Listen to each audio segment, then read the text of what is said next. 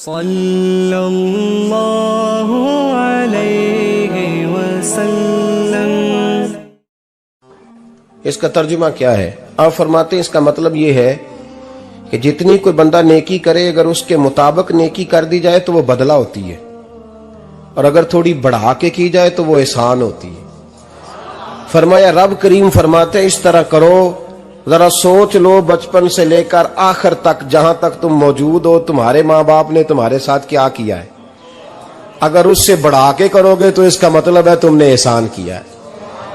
माँ बाप जो होते हैं ना, ठंडी छांव, मीठी जिंदगी। माँ अनपढ़ भी हो ना तो कम से कम यूनिवर्सिटी होती है, और बाप अगर बिल्कुल अंगूठा छाप भी हो ना, किसी कॉलेज में, मदरसे में, इदारे में ना पढ़ा हो, तो बेटे के हक में जिन चीजों की जरूरत होती है वो सारी अल्लाह बाप को अता करके भेजता है। माँ बाप को ना कुछ इल्म लदुन्नी अल्लाह देता है कि बच्चों के लिए कैसे आगे बढ़ना है। माँ बाप एक हुस्न है मुआशरे का। रब तबारक व तआला की देखे ना, अल्लाह अकबर, दुनिया में किसी की मोहब्बत जांचनी हो ना तो मोहब्बत की तमसील दी जाती है। तिलकल अमसालु नदरिबुहा लिन्नास, अल्लाह लोगों के समझने के लिए मिसालें बयान फरमाता है। अल्लाह तबारक व तआला ने जब अपना आप समझाना चाहा ना, तवज्जो है मेरी बात पर, जब मालिक ने अपना आप समझाना चाहा तो मेरे रब ने माँ बाप की मिसाल बयान फरमाई। रब्बिरहमहुमा कमा रब्बयानी सगीरा, या अल्लाह उन दोनों पे रहम फरमा। और ये लफ्ज रब यहां दो माने में आया है, उलमा बैठे। रब का माना होता है तदरीजन पालना का, या अल्लाह उन दोनों पे रहम फरमा जिन्होंने मुझे रब बन के पाला। यानी मतलब क्या, यहां रबूबियत का माना पालने के माने में, तदरीजन पालना। मेरे नबी पाक सल्लल्लाहु अलैहि वसल्लम ने फरमाया अल्लाह तुमसे 70 माओं से ज्यादा मोहब्बत फरमाता है। ये इमाम सुयूती ने दुर्र मंसूर में रवायत लिखी है। अच्छा भाई, अल्लाह ने भी मिसाल माँ की बयान फरमाई।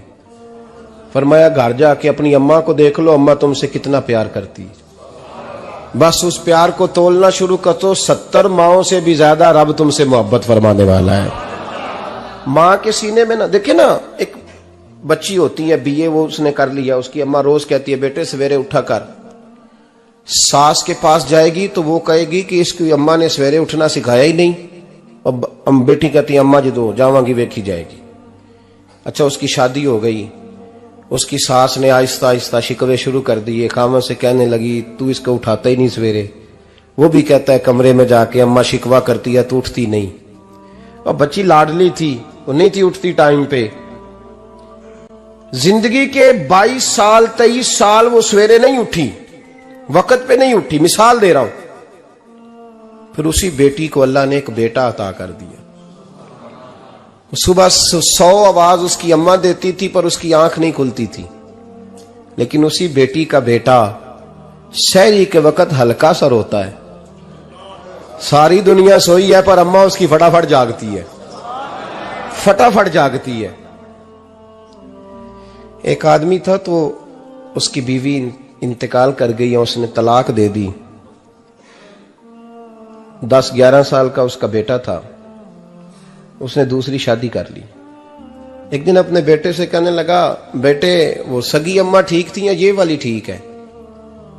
तो बेटा कहने लगा अब्बा जी ये ठीक है, वो सगी अम्मी झूठ बड़े बोलती थी, सगी अम्मी झूठ बड़े बोलती थी, झूठी थी, ये सच्ची है।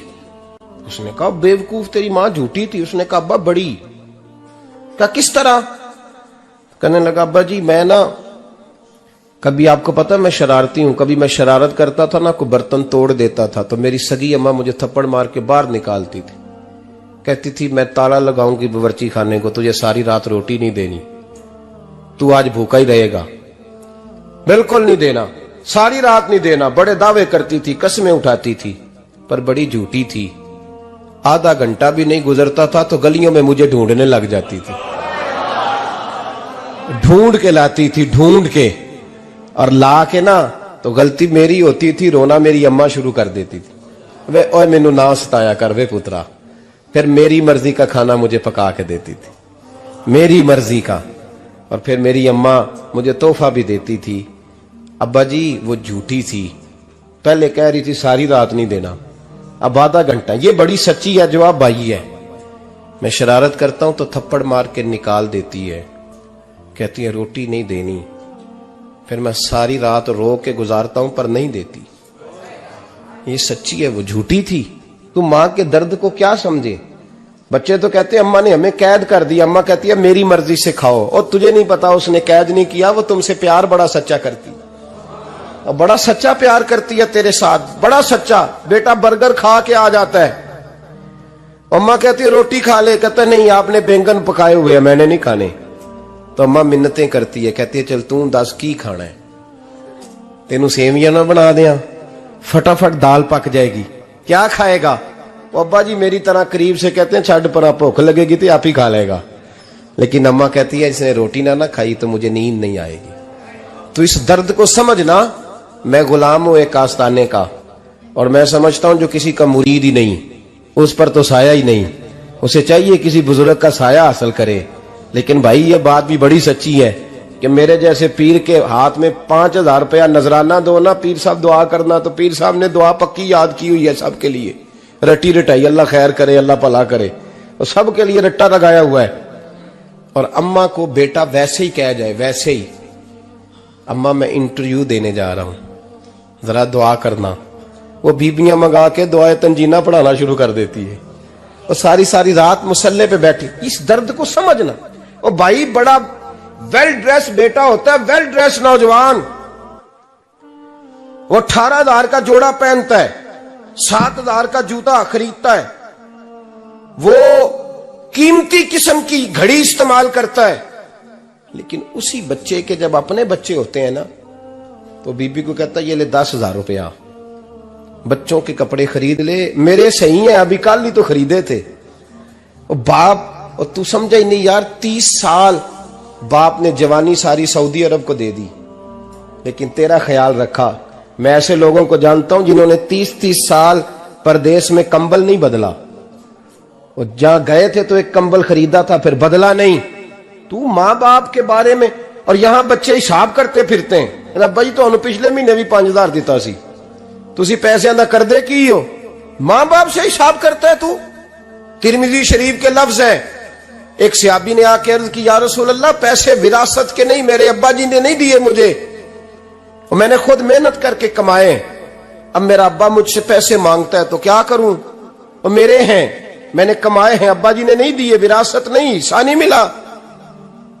हुजूर मेरा अब्बा मांगता है तो मेरे लिए हुक्म क्या है। तो नबी पाक ने फरमाया क्या कहा तुमने, पैसे तेरे हैं? कहा हुजूर हाँ। तो फरमाया अब्बा किसका है? कहा या रसूलल्लाह मेरा। तो फरमाया अगर तू अपने वालिद का है तो तेरी हर शय तेरे वालिद की है, तू भी तेरे वालिद का है तो तेरा माल भी तेरे। मां और बाप ये तो हुस्न है जिंदगी का, ये तो वकार है इंसान का। जब तक मां बाप का हाथ पकड़ के चलोगे ना, रास्ते सीधे रहेंगे, और जिस दिन उंगली छोड़ के सड़क पे निकलना पड़ा ना, सर चकराने लगेगा। याद रखना ये बड़ा मुश्किल काम होता है। लोगों का तो रुख ही उस दिन वादे होता है जिस दिन आदमी साये से महरूम होता है। अम्मा तो कमरे में पड़ी हो ना, औरंगजेब आलमगीर की मां फौत हो गई, 350 कमरा था महल का, और अम्मा 12 साल टांगों से माजूर रही औरंगजेब आलमगीर की। अम्मा 12 साल कमरे से निकल नहीं सकी, साथ ही वॉशरूम था या जो भी उस दौर में तरीका था। औरंगजेब जब महल में आते थे तो फिर भी सीधे अम्मा के पास जाते थे, और जब वापस निकलते थे फिर भी अम्मा के साथ। औरंगजेब की मां का जनाजा उठा तो औरंगजेब ने रोना शुरू किया। फिर सालों बीत गए पर उसके आंसू खुश्क नहीं होते थे। एक शख्स ने कहा तेरी कोई अनोखी मर गई है, सारी दुनिया की मरती हैं। उसने कहा मैं बादशाह हूं, 24 घंटे लोगों का आना जाना है, बड़े दबदबे हैं, बड़े डेरेदारियां हैं, बड़ी भैंसें, बड़ी गायें, बड़े खाने वाले, बड़े लांगरी। मेरी मां बूढ़ी थी, एक कोने में पड़ी रहती थी, पर जब से वो गई है ये मुझे महल नहीं लगता, मुझे कब्रिस्तान लगता है। मुझे लगता है ये कब्रिस्तान है। मां और बाप तो तेरी नेमत है भाई। हम बच्चे, हमारे आजकल के बच्चों ने एक मसला बड़ा पक्का याद कर लिया, कहते मौलाना पीर साहब पसंद की शादी करना जायज नहीं। मैं कहता हूं साहब और भी बड़ी चीजें जायज है, सिर्फ एक ही शय जायज रह गई है। रसूल पाक सल्लल्लाहु अलैहि वसल्लम सिवाय अल्लाह के किसी के पाबंद नहीं, किसी के पाबंद नहीं। पर जनाब सैयदा खतीजतुल कुबरा रदी अल्लाह ताला अन्हा ने पैगामे निकाह दिया, या रसूलल्लाह मैं शादी करना चाहती हूं, हुजूर किसी के पाबंद नहीं। पर मेरे महबूब ने फरमाया मेरा चचा मेरे वालिद की जगह है, मैं अपने चाचा से पूछ के तुम्हें जवाब दूंगा। यह है पसंद की शादी जो मेरे नबी ने बयान फरमाई है। तू सारा कुछ क्रॉस कर करके गुजर जाता है। यहां तो हाल यह है कि पालने वाला कोई और साये में बैठने वाला, बाग तेरे दी कर कर राखी मैं सारी उम्र गुजारी, तो जदों ये फल पकन ते आया ते लै गए होर व्यापारी। और बेटा गुजरता है अम्मा के दरवाजे के आगे से, अम्मा के दरवाजे के आगे बेटा अमरूद लेके आया है 6 किलो। तवज्जो है मेरी बात पर? इधर देखें जी, छोड़ें थोड़ी देर हमारी सुने। वो अमरूद लेके आया 5-6 किलो, तो अम्मा के दरवाजे के करीब से गुजर गया रात को। तो कमाई खाने का टाइम आया ना, तो गुजर गया। तो वो वजीर आजम से डरता है ना, तो जाके बीबी से कहता है बीबी के हकूक देना भी रसूलुल्लाह की सुन्नत है। लेकिन ये क्या बात हुई, तूने बीवी और मां का मुकाबला शुरू करा दिया? समझ तो सही, ये तेरे लिए काबे की जगह है और तू बीवी के लिए काबे की जगह है। उसे भी समझना चाहिए, गौर करना चाहिए। 5 किलो अमरूद लेके तो मां के कमरे के करीब से गुजर गया है। बीबी को जाके कहता है चल आधा किलो अम्मा को भी दे, या उसके कौन से दांत हैं। तो प्लेट में डाल के वो लाई है। तू समझा ही नहीं, तूने गौर ही नहीं किया। बंदा तो वो ठीक नहीं था, नेपोलियन। पर किसी ने उससे पूछा था बता जिंदगी में पैसे लेने का मजा कब आया? उसने कहा कि मुझे मजा तब आता था कि मैं अपनी सारी कमाई ला के अपनी अम्मा के हाथ पे रखता था, और फिर जब मैं अपनी मां से थोड़ा थोड़ा खर्चा लेता था ना, थोड़ा थोड़ा, तवज्जो है मेरी बात पे? अम्मा जी 10 रुपए दे आज, कहते जब मैं थोड़ा थोड़ा खर्चा लेता था ना, तो मुझे यूं लगता था जैसे मैं बादशाह वक्त के सामने खड़ा हूं और वो खजाने का मुंह खोल खोल के मुझे देता जा रहा है। तू इस जायके को समझ तो सही भाई, तू इसको समझ तो सही भाई। याद रखें और गौर करें, मां और बाप।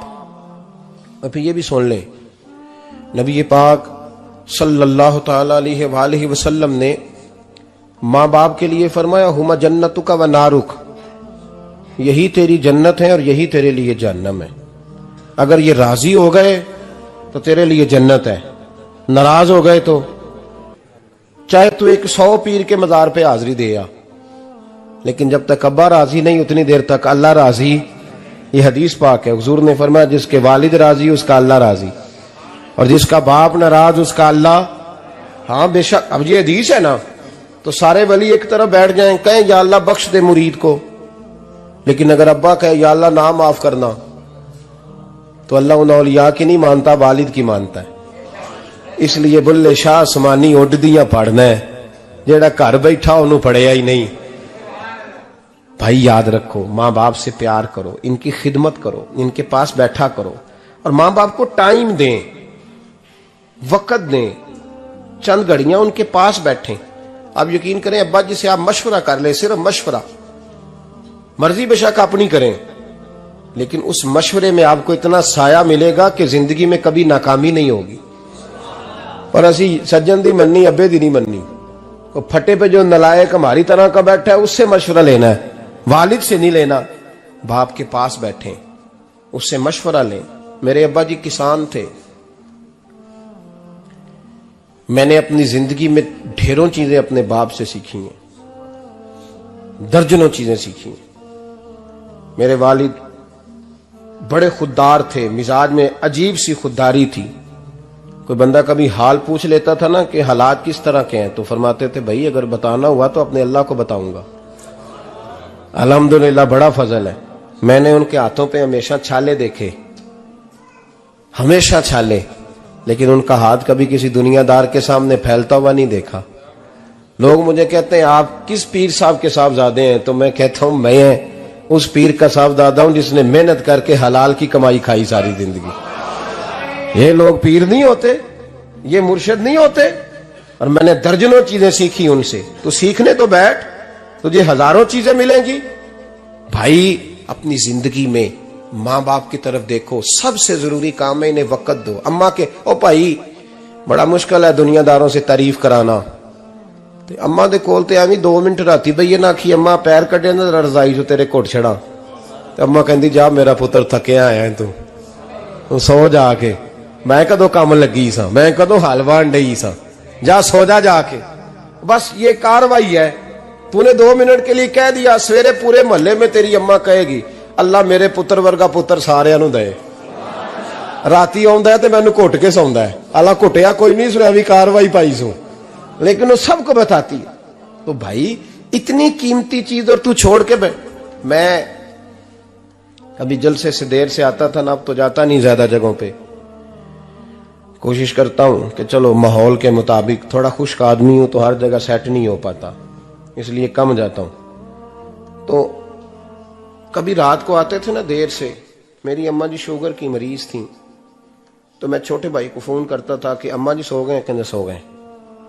मैं कहता था कि तू ना इस तरह कर, नीचे आ जा, 2 बज गए, वो शुगर की मरीज है, आंख खुल जाए ना तो दोबारा लगती नहीं बुजुर्गों की, तो तू दरवाजा खोल दे, अंदर दस्तक दी तो दिक्कत होगी। तो मैं जूते उतार के अंदर दाखिल होता था, तो पहला कदम रखता था तो मेरी अम्मा बोल पड़ती थी पुत्र आ गए,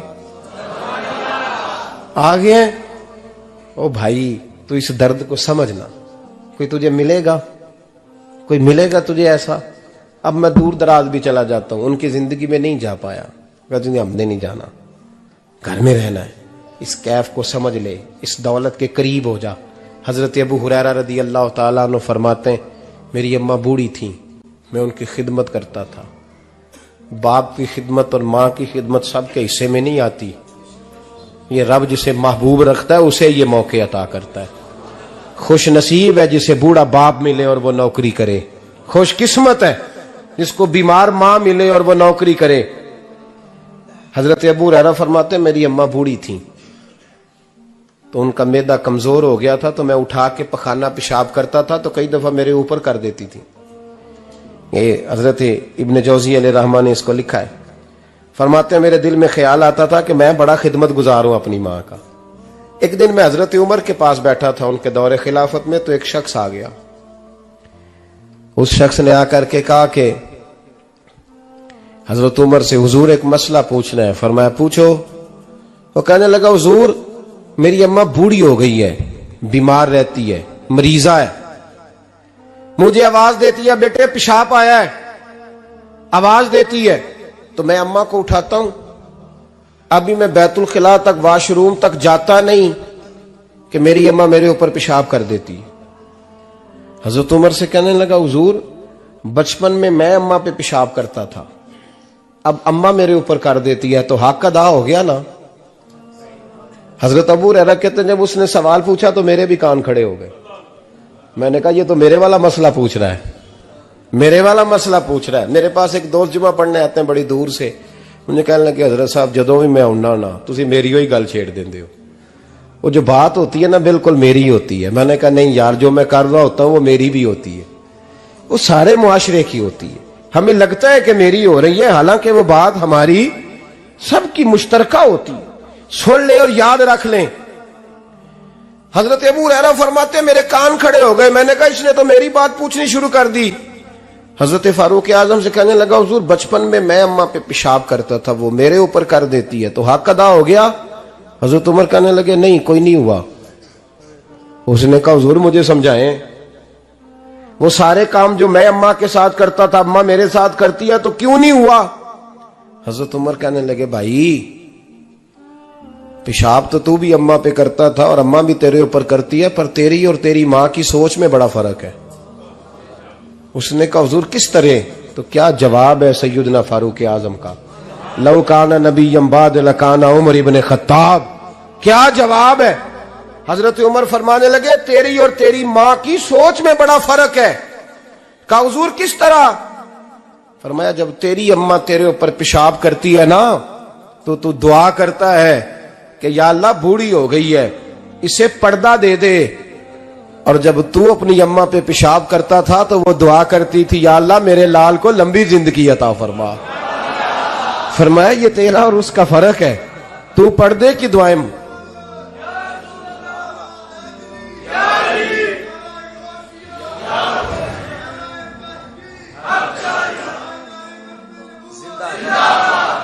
सुने अजीजों, कहा जब तेरी और तेरी मां की सोच में, और नबी पाक सल्लल्लाहु अलैहि वसल्लम ने फरमाया है जितने भी गुनाह इंसान करता है ना, अल्लाह करीम सजा को रोक देता है, कयामत में सजा देगा। और जो माँ बाप का नाफरमान है ना, उसको दुनिया में भी सजा मिलेगी। जो माँ बाप का नाफरमान है उसे दुनिया में भी, आप यकीन करें, बच्चे थोड़ा सा पड़ जाते हैं बेचारे, तो माँ बाप से कहते हैं अब्बा जी तुसी पुराने दौर दे हो, तो की पता होवे। और तुझे पता ही नहीं भाई, तुझे खबर ही नहीं, ये पुराने दौर के नहीं, तू बेवकूफों के दौर का है। तू समझ ये कोई तालीम है? अकबर अलाहाबादी ने कहा था, हम ऐसी लाखों किताबें काबिले जब्ती समझते हैं, जब्त करने को दिल करता है। हम ऐसी लाखों किताबें काबिले जब्ती समझते हैं, जिनको पढ़ के बेटे बाप को खबती समझते हैं। बात है करने वाली, मां और बाप इतना बड़ा दर्जा है। और भाई सुन लो, और इस बात को याद रखना, दुनिया में सियाबी होने से बड़ी विलायत कोई नहीं। सारे वली गौस कुतुब अब्दाल मिलके भी सियाबी के कदमों की खाक तक को नहीं पहुंच सकते। लेकिन हजरत अवैसे करनी सियाबी नहीं बन सके, सिर्फ अपनी अम्मा की वजह से पीछे रहे। महबूब ने फरमाया तू वहां रह के मां की नौकरी कर, तेरा नबी तुझसे राजी है। इतना बड़ा काम उन्होंने छोड़ दिया, हुजूर की जाहिरी जियारत नहीं कर पाए। और तू कहता है मैं फलाने पीर साहब के आस्थाने पे होता हूं, अम्मा बड़े भाई के पास होती है, मैं जाता हूं तंजीमों के साथ, जमातों के साथ, और अम्मा फलाने के साथ। ये कैसी बात हुई? ये किस तरह का मसला हुआ? जो तेरी ड्यूटी है उस ड्यूटी को पहले अदा कर, नौकरी को पहले कर, फराइज का अदायगी पहले कर। तू फर्ज छोड़ के नफल के पीछे जा रहा है, इस काम को पहले सर अंजाम दे। मेरे नबी पाक सल्लल्लाहु अलैहि वसल्लम ने फरमाया वालिदैन के नाफरमान को दुनिया में सजा मिलती। हजरत मालिक बिन दिनार रहमतुल्लाह ताला अलैह फरमाते मुझे अल्लाह ने 60 हज करने की तौफीक अता फरमाई। कितने? बोल के बताएं। जिस बंदे के पास इतने पैसे हों कि हज पे जा सके, आ सके, और जितने दिन रहना है घर वालों को खर्चा दे सके, उस पर हज करना फर्ज है। पता है आपको? उस पर हज करना। इसलिए बयान कर रहा हूं कि हज की दरखास्तें जा रही हैं। हम पता क्या कहते हैं? हम कहते हैं बच्चे बड़े होंगे, शादी करूंगा, फिर जाऊंगा। ये किसने फतवा दिया है? ये किससे आपने पूछा है? वो जब बड़े होंगे उनकी शादी की चीज उस वक्त आप पे फर्ज होगी। अभी जो फर्ज है उसको अदा करें। और ये तिरमिजी शरीफ की हदीस है, याद रख लें। नबी पाक सल्लल्लाहु अलैहि वसल्लम ने फरमाया जिस पर हज फर्ज था उसने किया नहीं, बगैर हज किए मर गया, या यहूदी होके मरेगा या ईसाई होके मरेगा। इतना बड़ा हुक्म है हज के हवाले से, लेकिन लोग इंतजार करते रहते हैं पता नहीं किस चीज का। जब आपको अल्लाह मौका दे, हिम्मत दे, तो पहली फुर्सत में ये फरीजा अदा करें, ये जरूरी काम है। हजरत मालिक बिन दिनार फरमाते मैंने 60 हज किए। एक हज के मौके पर मैंने बड़ा रश देखा, लाखों का इज्तिमा हुआ। मेरी बातों की समझ तो आ रही है ना आप दोस्तों? जो नहीं बोल रहे उन्हें भी आ रही है ना? अल्लाह जज़ा दे। कहते हैं लाखों का मजमा था, तो मेरे दिल में ख्याल आया, मैंने कहा अल्लाह इतने लोग आए हैं, इनका हज कबूल भी हुआ है कि नहीं? फरमाते हैं मैं सोच रहा था तो रात को ना ख्वाब में मैंने किसी कहने वाले को कहते हुए सुना कि सबका कबूल हो गया। बल्ख का रहने वाला मोहम्मद बिन हारून बल्खी है, उसका हज कबूल नहीं हुआ। फरमाते हैं शहरों के अलग-अलग खैमे लगते थे। अब भी आप हज करने जाएं तो पाकिस्तानियों की रिहायशें अलग होती हैं, इंडियन की अलग, बांग्लादेश के अलग, मिस्री, यमनी, सब लोग अलग-अलग रिहायशें होती, झंडे लगे होते हैं मुल्कों के। कहते मैंने सवेरे उठ के ढूंढना शुरू कर दिया। ढूंढता हूं, वो बंदा मिले। कहते हैं जहां बल्ख शहर के लोग रहते थे वहां चला गया। तो मैंने लोगों से पूछा तुम में मोहम्मद बिन हारून बल्खी कौन है? लोग कहने लगे वो तो बड़ा नेक आदमी है, परहेजगार है, बड़े भोले भाले, बड़े अल्लाह वाले। रियाज आपको बस हम ही जानते हैं, वो तो बड़ा नेक है, परहेजगार आदमी। तो मैंने कहा अच्छा कहां है? उन्होंने कहा पहाड़ के पीछे उसने खैमा लगाया हुआ है, सारी रात इबादत करता है, सारा दिन रोजा रखता है, कायमुल लैल है, साइमुद दहर है। क्या बात? फरमाते हैं मैं उन लोगों की बात सुन के हैरान हो गया कि मुझे क्या बताया गया, ये क्या कह रहे हैं। फरमाते हैं मैं पहाड़ के पीछे गया। हजरत मालिक बिन दिनार अलैहिर्रहमा फरमाते हैं जब मैं वहां पहुंचा तो मैंने उस शख्स को मुसल्ले पे बैठे देखा, कसरत इबादत के आसार उसके वजूद पर नजर आ रहे थे, सीधा बाजू उसका कटा हुआ था।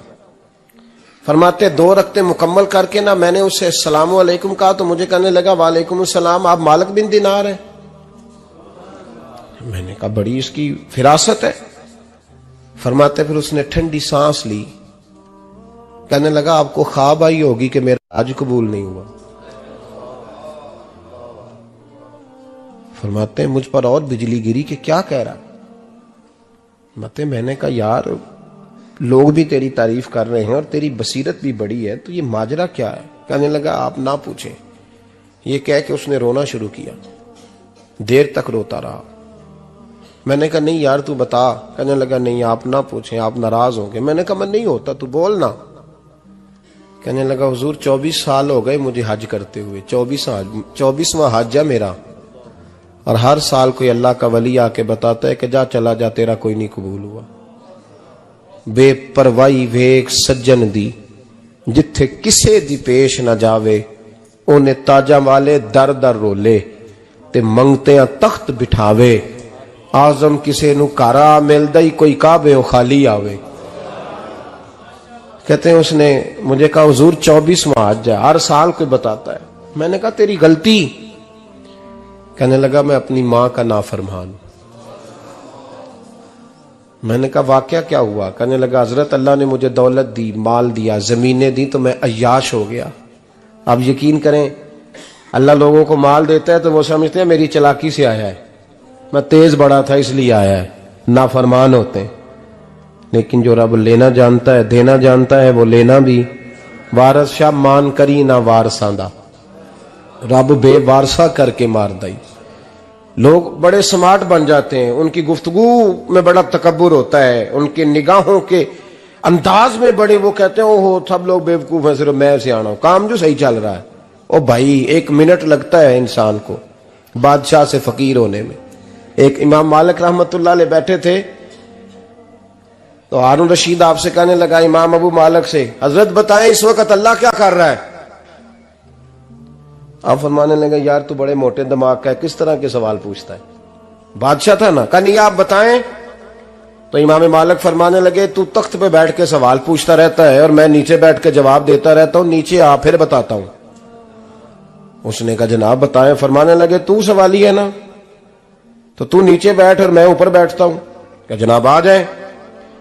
हारून रशीद नीचे आ गया, इमाम मालिक तख्त पे बैठ गए। फरमाने लगे अब बता क्या पूछ रहा था? कहने लगा हुजूर पूछा था अल्लाह इस वक्त क्या कर रहा है?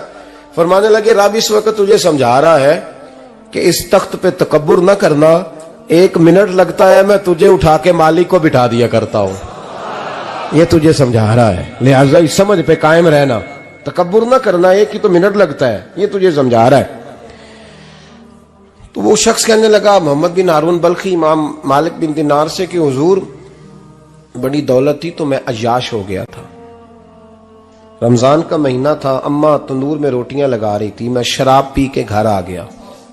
हमारे यहां ये भी फैशन है ना, अब मेहंदी वाले दिन चौधरी साहब के डेरे पे जवान शराब पीते हैं तो पूछते हैं हाजी साहब आप तो हाजी भी हैं, तो डेरे पे मुंडे क्या करते रहे? कहते मैं डेरे तो सा मैनू नहीं पता, वो कार लगे सन।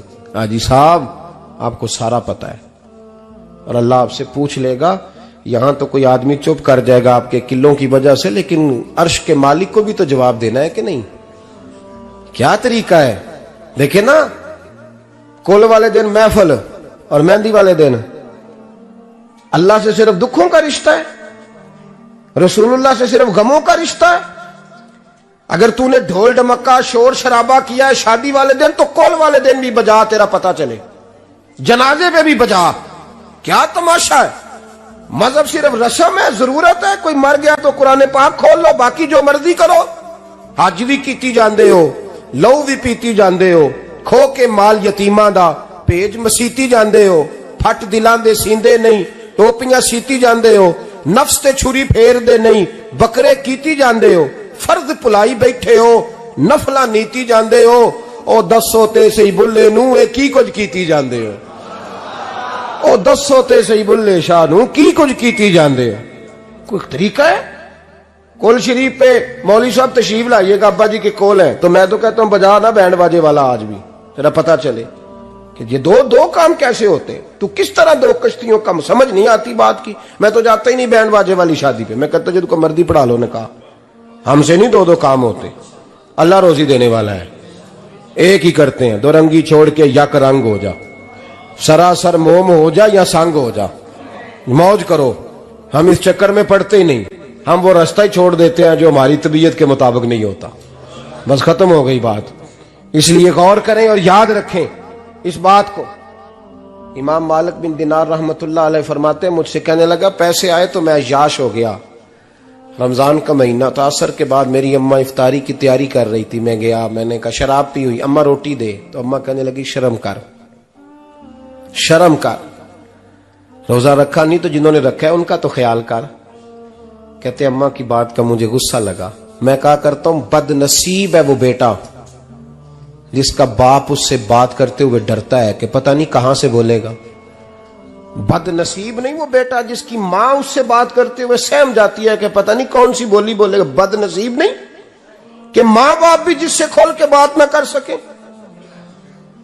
हजरत मालिक बिन दिनार से कहने लगा, अम्मा ने जब कहा ना शर्म कर, तो मुझे गुस्सा आया, मैंने मां को थप्पड़ मारा और मेरी मां जलते हुए तंदूर में गिरी। लोगों ने मुझे पकड़ के अंदर बंद कर दिया कमरे में।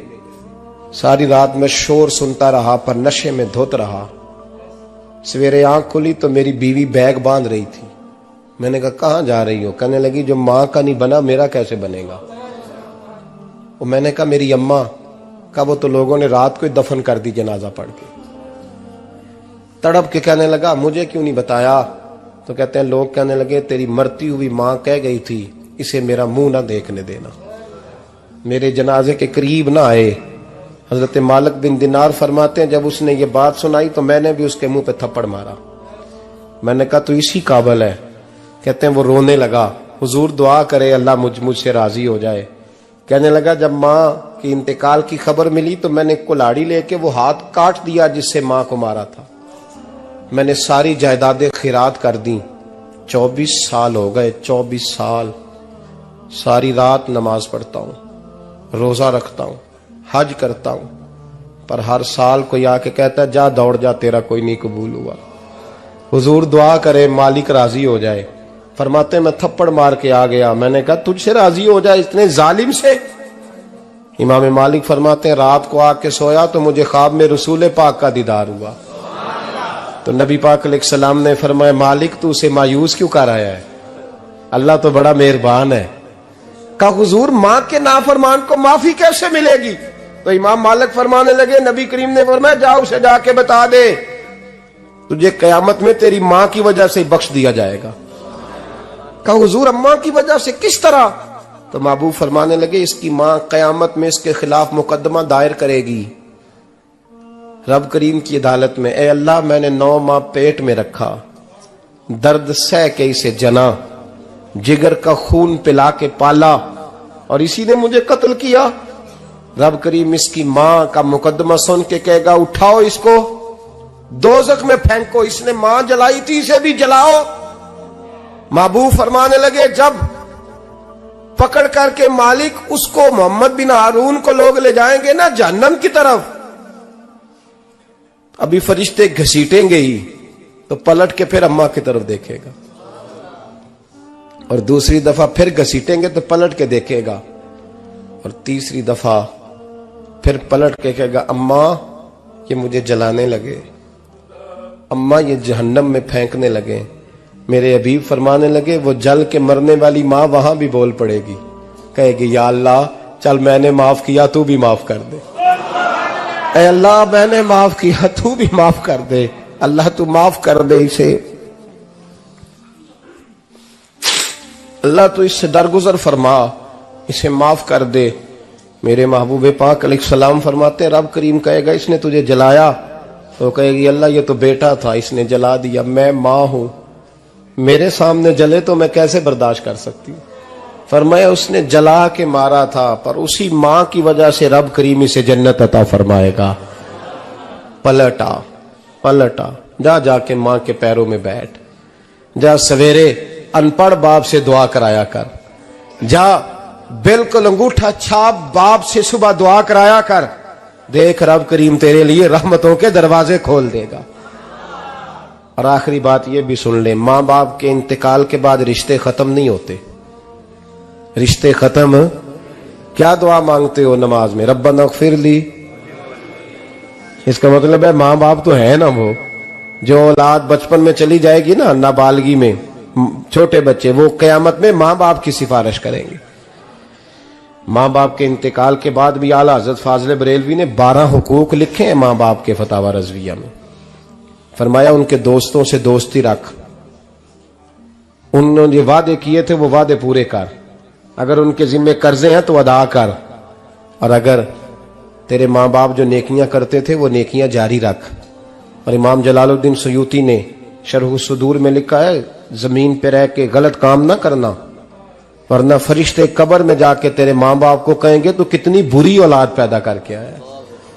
और फरमाया तो दुनिया में रह के अच्छे काम कर, चाहे दुआ मांग चाहे ना मांग, फरिश्ते कब्र में जाके कहेंगे क्या बात है तुम्हारे बेटे की, कैसा लाल पैदा किया है, दुनिया खैर से भर दी है।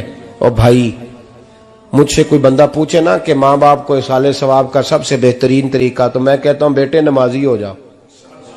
क्या कर, ताकि हर नमाज की आखिरी रकत में तू कहे रब्बना इग़फिर ली। नमाज अल्लाह की, जिक्र माँ बाप का, अल्लाह ने रख दिया है। रब्बना इग़फिर ली हर नमाज की हर आखिरी रकत में खत्म शरीफ पढ़ा जाएगा।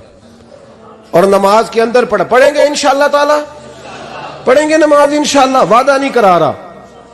दाढ़ी किसकी सुन्नत है? नहीं, जिन्हें नहीं रखी हो बोलो, जिन्हें रखी हो तो बोलन डाया ने। किसकी सुन्नत है? तो सरकार के गुलामों ने रखनी है, किसी और ने रखनी है? गुलाम कहते हैं अभी हम नेक ही नहीं, नेक होंगे तो रखेंगे। वो खुदा के बंदो, नेक तो सारी जिंदगी बंदा नहीं होता। कभी किसी ने दावा किया है वली गौस कुतुब ने कि अब मैं बिल्कुल गुनाह नहीं करता, मैं पाक साफ हो गया हूं? किया है कभी? ये शैतान का वसवसा है। दाढ़ी हुजूर की सुन्नत है, और रखो तो नबी पाक की मर्जी के रखो, पूरी मुट्ठी रखो, अपनी मर्जी की ना रखो। जितनी मुझे अच्छी लगती है उतनी मैंने रख ली। एक मुट्ठी दाढ़ी रखें, सारी दुनिया की ट्रेनें गुजरती हैं तो गुजर जाएं, नमाज का वक्त नहीं गुजरना चाहिए। बस खत्म हो गई बात। दुनिया तो चंद रोज है, ओ पईयां दिस दियां कबरां जिन्हां ते फुल पे, उधरों कोई नहीं जी आमदा ते इधरों लखां गए। नमाज सबसे पहले, इसलिए कि रब रसूल के बगैर हमारा गुजारा ही नहीं, गुजारा ही नहीं। नमाज, कुरान पाक और दुरूदो सलाम, ये कज़ा होना ही नहीं चाहिए, जो मर्जी हो जाए। और साथ साथ सुन्नत और शरीयत का लिहाज करना सीखें।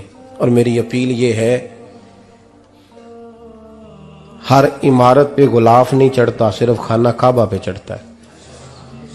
हर किताब का गुलाफ नहीं होता, सिर्फ कुरान पाक का होता है। हर बीबी का पर्दा नहीं होता, सिर्फ मुसलमान औरत का होता है। जो चीजें पर्दों में होती हैं ना, वो मुकद्दस होती हैं। और भाई टाफी से भी रैपर उतार दो तो मक्खियां बैठने लगती हैं। तो जो बीबी पे पर्दा होगी उस पे बुरी नजरें नहीं जमेंगी। ड्यूटी है आपकी, बेटियों को पर्दा कराएं, बहनों को पर्दा कराएं, माँ बाप माओं को गुजारिश करें। पर्दा हुस्न है मुसलमान का। जिस घर में पर्दा रहता है उस घर में अल्लाह के फरिश्ते रहमत नाज़िल फरमाते हैं। ये कोई फैशन, कोई तरीका, कोई मतलब ही नहीं इन चीजों का। बापर्दा करें अपने घरों को। दुआ करता हूँ अल्लाह तबारक व तआला मेरी इस हाजिरी को कबूल फरमाए। अल्लाह आप सबका आना कबूल फरमाए। और जो कुछ मैंने कहा अल्लाह तबारक व तआला हमारे दिलों में, हमारी रूहों में इस जज्बे को जागुज़ी फरमाए। आखिर दावाना अल्लाह सलामत। अब काफी नहीं हो गया काम? मैं तकरीर भी इतनी करता हूं 35-40 मिनट की, यहां तो कुछ ज्यादा हो गई है मेरा ख्याल है। तो थोड़ी बात करने की कोशिश किया करता हूं। चलो मेरी राय यह है कि खुराक थोड़ी हो तो हजम जल्दी हो जाती है। अरसलान साहब से मैंने कहा मेरा खाना ना पकाना, मेरा मौक़िफ़ ये है कि महफिलें सस्ती करनी चाहिए ताकि ज्यादा होनी शुरू हो जाए। महंगी बड़ी है इसलिए मैं दस ज्यादा माड़ा बंदा ते हाथ ही नहीं ना पाता, तो मैं कहा करता हूं कि कम से कम खर्चा हो। हमारे करोड़ों रुपया सालाना लगता है महफिलों पर, अगर अरबों कह दूं तो फिर भी बात गलत, लेकिन उसका रिजल्ट हमें उस तरह का नहीं मिलता जिस तरह का मिलना चाहिए। लेकिन आपने अजमत वालदैन पे प्रोग्राम किया, मेरी राय यह है कि हुकूके ज़ौजैन पे भी होना चाहिए, और शादी से पहले हर बच्चे को मियाँ बीवी के हुकूक का पता होना चाहिए। बाद में 3 तलाकें दे के आ जाते हैं, कहते हैं मैंने पता ही नहीं सी। तो अगर पहले पता कर लेंगे तो ये तमाशा नहीं लगेगा, लेकिन ये काम होता नहीं। बहन भाइयों के हुकूक पर बात होनी चाहिए, ये बड़े जरूरी काम है, और ये भी सारा मेरे नबी पाक का मिलाद ही है, इसलिए कि ये बातें मुस्तफ़ा ने सिखाई हैं हमें सल्लल्लाहु। एक बात कही हजरत ने, मैं अर्ज कर देता हूं। मुहद्दिस इब्न जौज़ी रहमतुल्लाह अलैह एक बुजुर्ग के बारे में फरमाते हैं, वो कहते हैं कि बाज लोगों ने तो उनका अपना नाम लिखा है और बाज जगह पे एक और बुजुर्ग का जिक्र है, और बयान रवायत हज़रत मुहद्दिस इब्न जौज़ी फरमाते हैं। वो कहते हैं कि मैं घर में कोई काम कराना था, काम होते हैं ना छोटे मोटे घर में, तो फरमाते हैं मैं मजदूर लेने गया बगदाद में। चौकों पे मजदूर सारी उम्र का मजदूर ही है ना बेचारा। अमीर तो अमीरतर होता जा रहा है और गरीब गरीबतर हो। हमारे तो पीर भी लोगों को कह रहे हैं फकीर हो जाओ, खुद अमीर होते जाते, खुद रोज बरोज अमीर हो रहे हैं, दुनिया को कह रहे हैं फकीर हो जाओ। तुम भी तो थोड़ा फकर इख्तियार करो ना भाई, जो दर्ज दे रहे हो। इल्ला माशाअल्लाह, सबकी बात नहीं करता। फरमाते हैं कि मैं ना मजदूर लेने गया, बगदाद के चौक में मजदूर बैठे होते थे, तो मेरी उन मजदूरों में से ना एक नौजवान बच्चे पे नजर पड़ी। बड़ा कमजोर सा वजूद था, लेकिन चेहरे पर इबादत का निशान था। माथा बताता था कि नमाज का बड़ा ख्याल रखता है। मैं उसके करीब गया, चेहरे भी बड़ा कुछ बताते हैं ना, चेहरों में भी बड़ी रानाई होती है। फरमाते हैं मैं करीब गया, मैंने उसको कहा बेटे मजदूरी करोगे? तो कहने लगा मजदूरों में बैठा हूं तो जरूर मजदूरी के लिए ही तो बैठा हूं। तो मैंने कहा कि चलो फिर। कहने लगा नहीं मेरी कुछ शर्तें। मैंने कहा बताओ? कहने लगा पहली शर्त यह है कि लोग 4 दिनार दिहाड़ी लेते हैं, मैं 3 दिनार लूंगा। मैंने कहा यार बे तो बड़ी बेहतरीन है, बाकी भी इस तरह की रख ले। उसने कहा हुजूर दूसरी शर्त यह है कि मैं आपकी मुकम्मल बात मानूंगा, लेकिन जब अजान हो जाएगी फिर आपकी नहीं सुनूंगा। तीसरी बात उसने ये की कि हुजूर मैं आपके घर में काम करूंगा पर आपके किसी सवाल का जवाब नहीं दूंगा। कहते हैं मैंने कहा यार तू बड़ा अजीब है, शर्तें तो मालिकों की होती हैं। कहने लगा जी बहरहाल मैं शर्तें लगा के जाता हूं। फरमाते मैं उसे घर ले आया, काम मैंने उसको बताया, तो जो काम मजदूर सारे दिन में करता है ना उसने 2 घंटे में कर दिया। हमारे मजदूर सिगरेट पीने में भी तो आधा घंटा लगाते हैं ना, वो चाय पीने जाएं तो पौना घंटा वहां। उनको भी तो दयानतदारी करनी चाहिए कि नहीं करनी चाहिए? ने मुआहदा किया है ना जी, तो पूरा उतरना चाहिए ना। कहते 2 घंटे में। अब काम जब बंदा शुरू कराता है तो काम और निकल आता है। कहते काम मैंने उसको और बता दिया, वो करने लगा। उसने मिट्टी निकाल के रखी थी बाहर रास्ते में, तो अजान हो गई जोर की। उसने वहीं कुदाल छोड़ी कई और चलने लगा। तो मेरा बेटा कहने लगा इसको जरा बराबर कर दो। कहने लगा चुप कर जा, तेरे बाप से बात हुई थी, जब अजान होती है तो मैं किसी और की नहीं सुनता, सिर्फ अल्लाह रसूल की सुनता हूं। कहते हो मस्जिद चला गया, नमाज पढ़ के आया तो दोपहर का वक्त था। मेरी बीबी कहने लगी इसको को खाना खा ले। कहते हमने कहा खाना खा लो, तो कहने लगा मैंने रोजा रखा हुआ, रमजान भी नहीं था, नफली रोजा रखा हुआ। फरमाते हैं शाम हुई, मैंने 3 दिनार दिए, तो मैंने कहा तेरा नाम क्या है? कहने लगा मैंने आपसे कहा था मैं किसी सवाल का जवाब नहीं दूंगा। वो चला गया। अगले दिन मैं फिर लेने गया उसे, काम कुछ और निकल आए, तो लोगों ने बताया वो सिर्फ हफ्ते वाले दिन आता है। मैंने कहा क्यों? कहने लगे जी वो कहता है मेरा हफ्ते का खर्चा 3 दिनार है, जब 3 दिनार कमा लेता हूं तो बाकी सारा टाइम अल्लाह रसूल की जिक्र में गुजार दिया करता हूं। फरमाते हैं जी अगले हफ्ते मैं फिर लेने गया, मैंने पूरा हफ्ता इंतजार किया कि काम उसी से कराना है। मैं जब गया तो मैंने कहा चलो। कहने लगा मेरी शर्तें याद है ना? और मैंने कहा याद है भाई साथ चल। फरमाते हैं काम कराया, 2-3 हफ्ते वो आता रहा।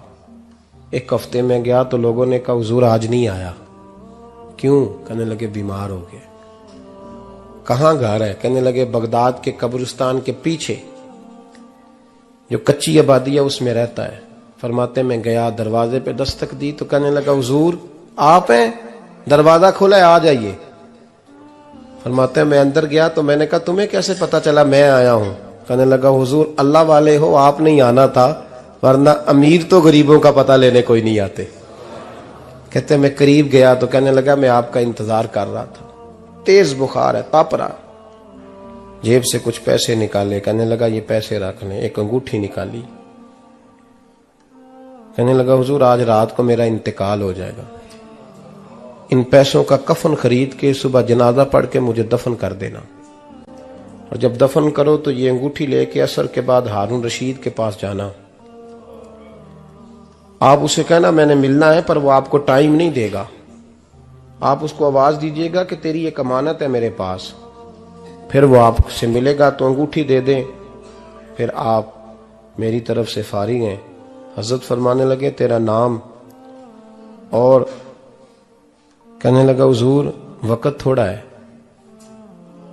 आज रात मैंने जाना है, बड़ी लंबी माफी मांगनी है रब करीम से, अगर मुनासिब समझे तो मुझे अपने रब से तन्हाई करने दे। फरमाते हैं मैं आ गया, पर उसकी बातों ने मुझे सारी रात सोने नहीं दिया। फरमाते हैं सुबह बड़ी मुश्किल से सूरज निकला, मैं गया दरवाजे पे हाथ रखा तो दरवाजा खुला हुआ था। अंदर दाखिल हुआ तो खुशबुएं मेरा इस्तकबाल कर रही थी। जब चेहरे से कपड़ा हटाया तो उसका तो इंतकाल हो चुका है, इंतकाल हो चुका है, ऐसे है जैसे किसी का दीदार करके सोया है। कहते मैं तो 2 आदमी ले गया था जनाजे पे, पर पता नहीं दुनिया किधर किधर से आई, कहां कहां से। अखां जदों मीटियां जमाना मैनू रोवेगा, अपना ते अपना बेगाना मैनू रोवेगा, अपना ते अपना। और मियां साहब ने कहा था बाद मरन दे मुखड़ा मेरा हो जावे जे ताजा, फिर समझ लेना महबूब मेरे ने आन पड़िया जनाजा। और किसी उर्दू के शायर ने कहा था मेरे मरने पे हर सू शोर मच जाएगा देखोगे, अल्लाह को मेरे मरने पे हर सू शोर मच जाएगा देखोगे, कहने अलविदा सरकार खुद तशरीफ लाएंगे। फरमाते हैं मैं तो 2 बंदे ले गया था, पर पता नहीं मखलूक कहां कहां से आई। जनाजा पड़ा, दफन किया। हारून रशीद के पास में असर के बाद गया, मैंने बुलाना चाहा पर बादशाह था, मेरी तरफ देखा ही नहीं। मैंने उसको कहा तेरी एक अमानत मेरे पास है। फरमाते हैं वो मुझे कोने पे ले गया, क्या बात है? कमरे में बुलाया, मैंने अंगूठी दी। हारून रशीद तो चीखे मारने लगा, कहने लगा अंगूठी वाला कहाँ है? मैंने कहा वो तो इंतकाल कर गया। कहने लगा मुझे कब्र पे ले चल। कहते मैं कब्र पे लाया तो वो लेट गया, तड़प के रोने लगा। मैंने कहा मेरा कलेजा फट जाएगा, ना उसने कुछ बताया ना तूने बताया, ये कौन था? तो हारून रशीद कहने लगा ये मेरा बेटा था। मैंने कहा तेरा बेटा और मजदूर? कहने लगा हुजूर ये हजरत दाऊद ताई के पास बैठा करता था, उनका मुरीद था, मुझे रोज कहता था अब्बा तूने बड़ी दुनिया इकट्ठी कर ली है, मरते वक्त तुझसे टांगे समेटी नहीं जाएंगी, इतना हिसाब नहीं तू दे सकेगा। मैं इसको समझा देता, इसकी अम्मा समझा देती।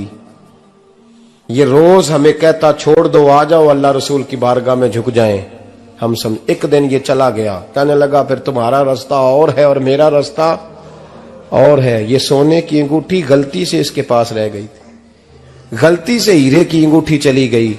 कहने लगा देखो मेरे बेटे ने आज वो भी वापस कर दी है। फिर तड़प के कहने लगा हारून रशीद था तो ये मेरा बेटा, पर मेरा मुर्शद निकला, मेरा पीर निकला। भाई जिंदगी तो बड़ी थोड़ी है ना। बाबा साहब ने कहा था उठ फरीदा सुत्या, और दाढ़ी आ गया ही पूर, अग्गा नेड़े आ गया ही, पिछा रह गया ही दूर। उठ फरीदा सुत्या खलकत वेखन जा, मते कोई मिल जाई बख्शिया ते तू ही बख्शिया जा। उठ फरीदा सुत्या झाड़ू दे मसीत, तू सुते रब जागदा तेरी डाडे नाल परीत। मेरा रब हमें भी अपनी बारगाह में कबूल फरमाए।